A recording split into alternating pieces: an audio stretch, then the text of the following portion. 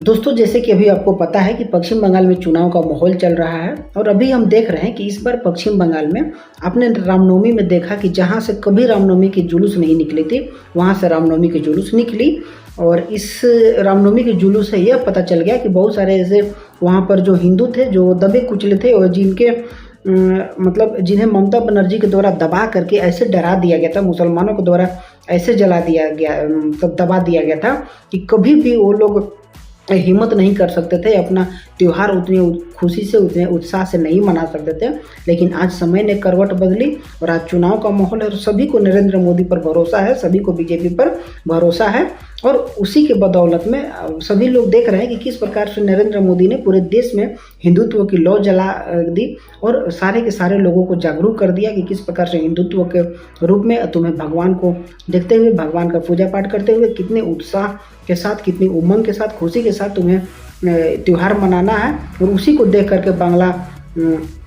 लोगों ने, पश्चिम बंगाल के लोगों ने इस बार इतना धूमधाम से रामनवमी मनाए, जहाँ से नहीं निकलता था कभी आज तक रामनवमी के जुलूस नहीं निकला, यात्रा नहीं निकला, वहाँ से रामनवमी का जुलूस निकला। लेकिन सबसे बड़ी बात यह है कि अभी सभी लोगों को मन में है कि इस बार 2026 में बीजेपी की सरकार पश्चिम बंगाल में बनेगी। लेकिन क्या आपने कभी सोचा है क्या कि यदि इस बार पश्चिम बंगाल में नरेंद्र मोदी की सरकार नहीं बनी, बीजेपी की सरकार नहीं बनी, तो उन हिंदुओं का क्या होगा जिन लोगों ने ममता बनर्जी के सामने श्री राम का झंडा ढोया है, जय श्री राम बोला है।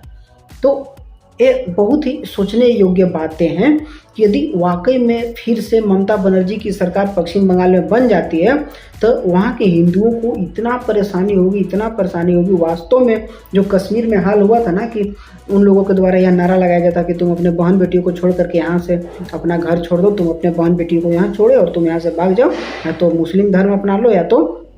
यहाँ से चले जाओ अपने बहू बेटियों को छोड़ करके। और वही काम हो सकता है यदि पश्चिम बंगाल में भी इस बार नरेंद्र मोदी की सरकार नहीं बनी तब। लेकिन बहुत सारे ऐसे लोग हैं जो कि वहाँ पर अपने जान की बाजी लगा करके बीजेपी को जिताने का प्रयास करते हैं और हर हाल में वो लोग चाहते हैं कि बीजेपी का सरकार बने। और उन लोगों के द्वारा इतना उत्पीड़न सहने के बावजूद भी वो लोग डट करके नरेंद्र मोदी के लिए लड़ते हैं।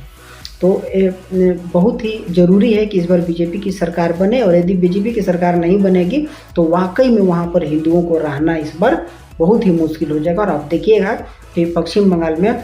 बाहर से आकर के बांग्लादेशी मुसलमान किस तरह से भर जाएंगे और वहाँ के लोकल मुसलमान भी किस तरह से हिंदुओं पर अत्याचार करेंगे ना, ये बहुत ही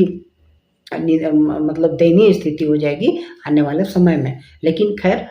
किसी भी तरीका का कोई चांस नहीं है कि इस पर ममता बनर्जी जीतेगी, क्योंकि जिस प्रकार से वहाँ के जनता ने, वहाँ के हिंदुओं ने अपने जान पर बाजी लगा करके, जान पर खेल करके जिस प्रकार से नरेंद्र मोदी के वो लोग समर्थन कर रहे हैं, सहयोग कर रहे हैं और एक एक वोट वो लोग सिर्फ और सिर्फ नरेंद्र मोदी को देंगे, ये बहुत ही